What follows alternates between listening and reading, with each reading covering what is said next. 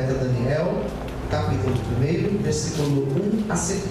A palavra de Deus diz assim: no ano terceiro do reinado de Joaquim, rei de Judá, veio Nabucodonosor, rei da Babilônia, a Jerusalém, e a sitiou.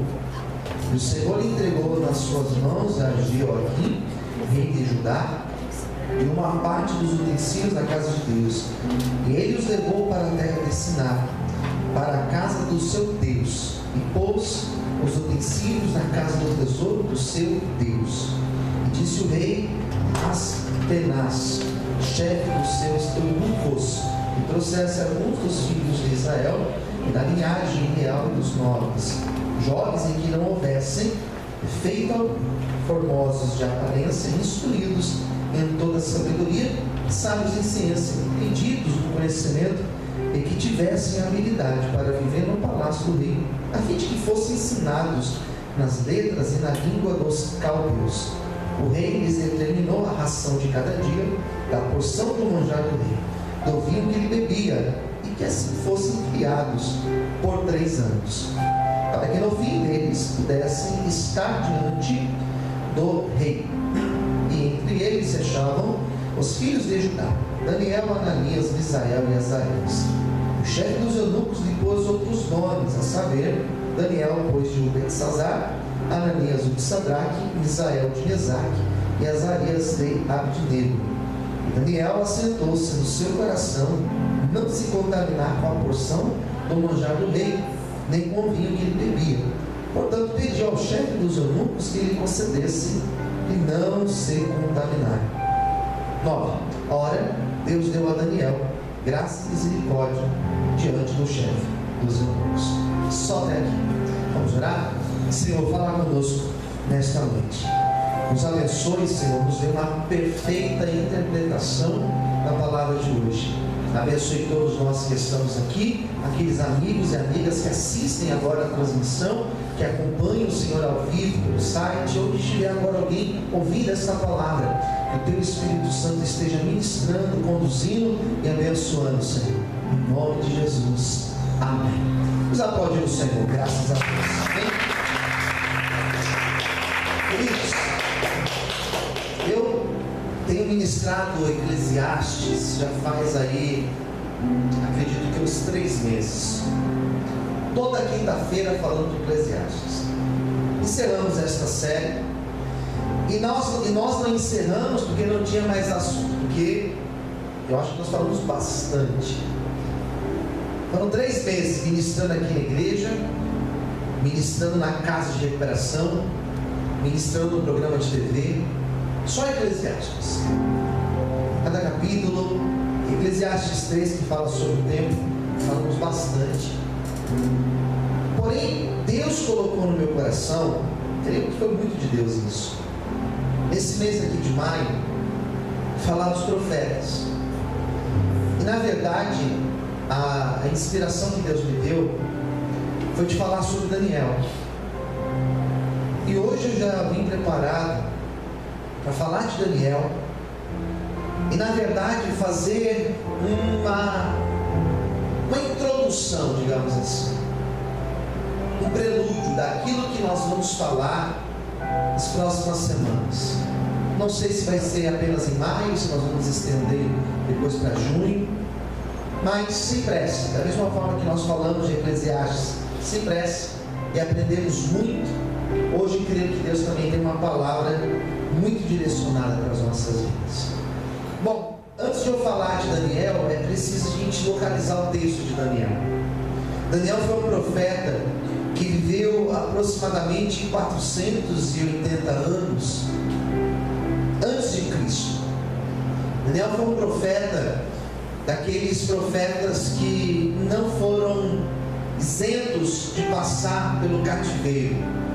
Na verdade, na história bíblica, os homens e as mulheres de Deus, nenhum deles tiveram o privilégio de serem poupados dos seus desafios, dos seus problemas, dos seus dilemas, das suas dificuldades, dos seus cativeiros. Daniel, da mesma forma que Ezequiel, é conhecido como um profeta do cativeiro. Diferente de Jeremias, que não é levado para a Babilônia, no cativeiro da Babilônia, Daniel sim foi levado. Diz a Bíblia que o rei Nabucodonosor, que era o rei da Babilônia, ele vai até Jerusalém, reino de Judá, e ele cerca Jerusalém. O capítulo 1 aqui vai dizer que ele recolhe, ele prende a primeira classe dos judeus. Diz o texto no versículo de número 3, que ele trouxe alguns filhos de Israel. Quais filhos? Da linhagem real e dos nobres. Ou seja, ele faz uma espécie de seleção. Ele não leva todos para o cativeiro. Ele deixa, por exemplo, os pobres de lá. Ele não leva os da classe média. Não, ele vai de forma muito direta nos filhos do rei. Ele vai lá na elite, nos principais príncipes de Judá. Diz a Bíblia que ele vai lá na corte, ele vai lá no meio dos sacerdotes, dos profetas, dos homens que eram mais respeitados, a elite da cidade, e ele leva para a Babilônia. E nesse meio tinha esse menino aqui, Daniel.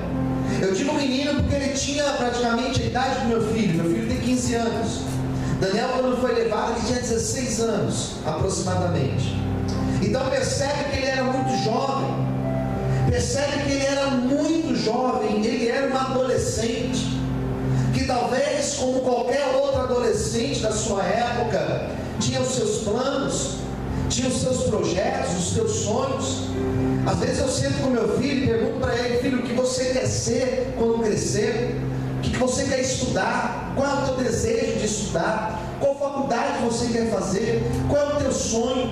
E meu filho começa a partilhar comigo. Ele está numa idade que ele já tem algumas coisas mais definidas, muito mais do que a minha filha de 10 anos. Uma hora fala que quer ser uma coisa, daqui a pouco já fala que quer ser outra coisa. Mas um menino de 15 anos para 16 anos já sabe o que quer, já tem sonhos, ambições, projetos, namora. Alguns já até quer casar, já tem uma vida, já um pensamento já fixo. No caso de Daniel não era diferente. Daniel tinha uma maturidade para compreender as coisas espirituais. Como que pode um menino de 16 anos compreender as coisas espirituais? Como é que pode? Não tem idade. Não tem idade para você compreender as coisas espirituais. Existem meninos de 16 anos de idade que já entendem o que é o mundo espiritual. E tem adultos de 50 anos, de 60 anos, de 70 anos que não entendem nada acerca das coisas espirituais. Eu comecei a pregar muito cedo. Eu com 16 anos estava no altar pregando a palavra de Deus para a glória e honra do Senhor. Então percebe que Daniel, apesar de ter pouca idade, ele já era maduro no âmbito espiritual. Já tinha suas experiências com Deus, já tinha um conhecimento acerca do que era Deus. É claro, ele era judeu. E como judeu, aos 8 anos de idade, o menino já entende as coisas da lei. Um menino judeu com 12 anos já está no templo, já frequenta a sinagoga. Daniel já entendia das coisas de Deus. E quando ele vai para a Babilônia, e aqui está a minha primeira ideia do texto, quando ele chega na Babilônia, sem o seu pai, sem a sua mãe, quando ele é levado para a Babilônia, e ele se vê sozinho, um adolescente sozinho, numa terra onde se falava um outro idioma, numa terra onde se tinha outros deuses, numa terra onde ele não tinha a casa dele, não tinha o quarto dele, não tinha as coisas dele, ele se viu sozinho. Mas naquele lugar Daniel se lembrou de Deus, se lembrou de tudo aquilo que a sua mãe ensinou, se lembrou de tudo aquilo que o seu pai ensinou, se lembrou de tudo aquilo que ele aprendeu no templo. Então Daniel, quando ele estava no cativeiro, ele não ficou revoltado contra Deus, ele não quis abandonar a Deus, ele não ficou aflito achando que Deus tinha abandonado ele, que Deus tinha se esquecido dele. Deixa eu te falar uma coisa, queridos, nós precisamos adquirir essa maturidade espiritual. Existem pessoas que eu conheço que porque perdem emprego, elas querem abandonar a Deus. Existem pessoas que quando tem uma dor, uma enfermidade, elas querem abandonar a Deus porque acham que Deus não está vendo mais. Quantas pessoas que quando não dá certo certo projeto e ficam revoltados e querem se afastar da presença do Senhor. Daniel, pelo contrário, quando ele foi levado para o cativeiro, ele se jogou na presença de Deus, ele se lançou nos braços de Deus, porque ele sabia que Deus estava com ele, que Deus sustentaria ele e que Deus daria vitória para ele. Por isso, não importa a luta que você está passando, não se afaste de Deus, se apegue com ele e Deus mudará também a tua sorte. Em nome de Jesus, você pode aplaudir o Senhor e adorar a Deus por isso. Aleluia. Glória a Deus. Não ficou revoltado? Não ficou revoltado? Pode ser que ficou triste. Acredito que tenha ficado triste. Pode ser que ficou perdido. Acredito que sim, muito novo. Pode ser que chorou, sentiu falta da mãe e do pai. Acredito. Falta dos amigos. Acredito. Mas não ficou revoltado contra Deus. Não se afastou de Deus. Quem entendeu, diga amém. Pelo contrário, Daniel se apega em Deus. Daniel faz de Deus a sua tábua de salvação. É incrível. É incrível. Eu, como pastor, acompanho pessoas e às vezes eu sou surpreendido por algumas pessoas que realmente me faz repensar um monte de coisa na vida. Pessoas que às vezes enfrentam uma enfermidade de uma maneira tão lúcida na presença de Deus. Um câncer, às vezes, uma doença séria como um câncer, e a pessoa enfrenta com uma serenidade, acreditando que Deus está no controle, sem se revoltar contra Deus. Quem entendeu, diga amém. Pessoas que passam por uma aprovação financeira tão dura,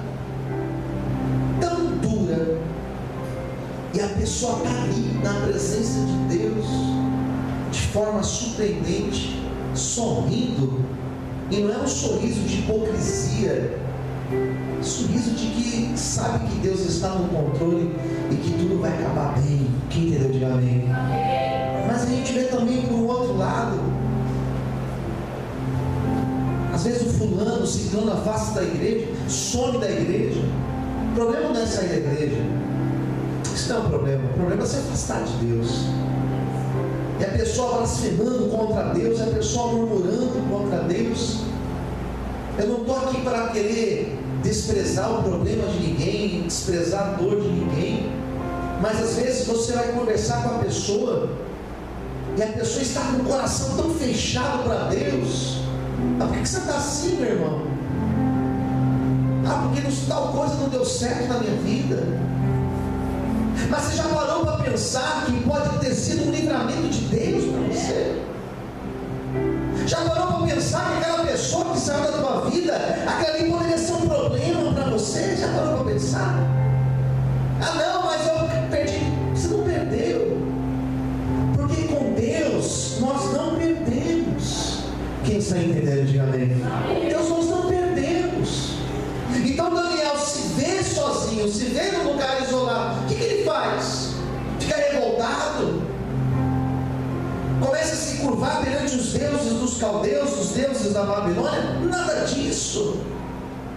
Foi aí que Daniel entendeu: bom, eu vou buscar a presença de Deus. Na verdade, eu vou mergulhar na presença de Deus. Na verdade, eu vou ocupar o meu dia na presença de Deus. Na verdade, eu vou ocupar a minha vida na presença de Deus. Eu vou fazer tudo que estiver ao meu alcance para agradar a Deus. Então Daniel, ele toma uma postura, ele assume um papel, ele assume uma postura que não foi Deus que pediu para ele. Deus não chegou para Daniel e falou assim: Daniel, eu quero que você não se misture com os outros. Não foi Deus que disse para Daniel: Daniel, eu quero que você só coma legumes e verduras e que você só tome água. Não foi Deus que falou isso para Daniel. Foi ele que disse: eu não vou comer aquilo que eles me ofereceram, eu não vou conviver nos lugares que eles convivem, eu não vou sentar junto com eles, eu não vou comer na roda dos escarnecedores, eu não estarei envolvido com eles, eu vou fazer diferença a partir de hoje. Ele assume uma postura que não foi Deus que disse para ele fazer, mas ele sentiu o desejo de fazer aquilo que ele fez. E diz a Bíblia, queridos, que ele fez exatamente o que Deus tinha colocado no coração dele, ou melhor, ele fez justamente aquilo que ele sentiu no coração o desejo de fazer, e Deus honrou a atitude dele. Às vezes nós tomamos umas posições de fé, de oração, de clamor, de posicionamento, às vezes nós entramos em propósitos e nós sabemos que Deus vai honrar. Essa certeza que Daniel tinha, Deus vai honrar, porque Deus está vendo o meu sacrifício, Deus está vendo a minha renúncia, e é isso que nós precisamos entender. Um homem não precisa ver a tua renúncia, o teu sacrifício, um homem não precisa ver o teu esforço, mas Deus, Ele está vendo, e Ele vai retribuir em nome de Jesus. Quantos podem aplaudir e exaltar o Senhor por isso? Glória a Deus. Ninguém está vendo, mas Deus está vendo. 16 anos atrás, lembra, meu irmão Edson? Quantos cultos só nós dois? Quantos cultos? Quantas tardes? Não era culto de terça, quinta, não, era culto segunda, terça, quarta, quinta, sexta, sábado, domingo. 2 cultos na segunda, 2 cultos na terça, 2 cultos na quarta, 2 cultos na quinta, às vezes 3 cultos na sexta, porque fazemos vigília, culto no sábado, culto no domingo, culto no lar. Ninguém estava vendo, mas Deus estava vendo. Amém, Jesus. Depois alguém pode olhar e dizer assim: puxa, mas que sorte, né? Olha, conseguiu, que sorte. Depois alguém olha e fala assim: nossa, está no programa de TV, que sorte, deve ter um empresário bancando por trás. Não tem, é o próprio Deus que faz. Quem entendeu, diga amém. E alguém vê as coisas acontecendo e fala: que sorte. Não é sorte. Daniel não cresceu na Babilônia, sorte. Daniel não cresceu na Babilônia porque ele era o mais bonito. Daniel não cresceu na Babilônia porque o sobrenome dele era um sobrenome importante. Nada disso. Ele cresceu porque no começo ele falou: eu vou fazer certo, porque se começa certo, dá certo. Posso ouvir amém, queridos? Se começar a presença de Deus, Deus vai honrar. Então não vou me misturar. A primeira decisão dele foi essa: eu vou me separar da galera, vou me separar do povão, eu vou mudar o meu fluxo aqui, vou sentar com outro pessoal, vou ficar pro lado de cá, não posso ir com a maioria. Eu, na minha adolescência, disse já que eu comecei a pregar cedo, na presença de Deus cedo, eu tive que escolher, eu tive que decidir: eu não posso ficar aqui, eu tenho que ficar aqui. E foi uma decisão que eu tomei. Minha mãe não me obrigou a tomar, ninguém me obrigou, nem Deus me obrigou, eu que quis tomar. Quem entendeu, diga amém. E hoje os meus amigos de infância pedem oração para mim, eu fico muito privilegiado por isso. Mas foi uma decisão que eu tomei: eu tenho que fazer diferente. Daniel fez: eu vou fazer diferente, vou ficar com um povo diferente, não vou comer o que eles colocarem aqui. Poderia comer daquela comida que o pessoal da Babilônia preparava para eles comerem. Daniel falou assim: eu quero comer verdura e legumes. Vou ser vegano, vou ser vegetariano, vou comer só verdura e legumes, tomar só água. Aquele que tomava conta de Daniel era o eunuco. Ele falou: Daniel, você vai me arrumar problema, porque eu tenho que dar uma comida para vocês, para alimentar vocês, porque daqui a um tempo o rei vai chamar vocês e vocês vão estar com cara de cenoura, de chuchu, vocês vão estar com cara de verdura, pelo amor de Deus, me ajuda. Daniel falou: não, faz um teste, deixa a gente comer só esse negócio aqui, ao invés de comer essa comida que vocês estão oferecendo, beber esse vinho que vocês estão oferecendo. Então vamos testar.